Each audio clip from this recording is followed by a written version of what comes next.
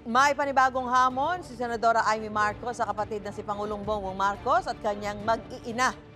Sa Facebook post, sinabi ni Senadora Amy na magpapa-DNA test siya at magpa-hair follicle test naman daw sila. Gusto lang anyang paingayin ng pamangking si House Majority Leader at Presidential son na si Sandro Marcos ang usap-usapang hindi siya tunay na kapatid ng Pangulo.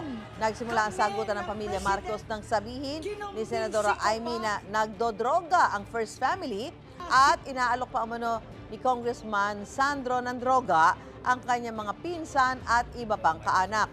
Itinanggi ito ni Congressman Sandro at sinabing hindi asal ng isang tunay na kapatid ang ginawa ng senadora. Wala pang sagot ang nakababatang Marcos sa hamon ng kanyang tiyahin na hair follicle test.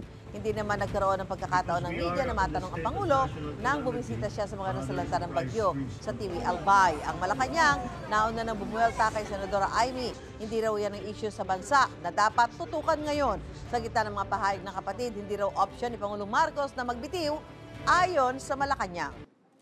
Anong klaseng kapatid si Senator Amy?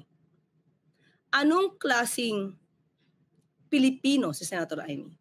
Huwag mong sirain ang kapatid mo. Hindi ito ang issue ngayon. Matagal ng issue to, pero since wala kayong makita sa Pangulo na anumang issue ng korupsyon, kung saan-saan nyo dinadala ang issue. Nakakahiya, Senator Amy. Nakakahiya.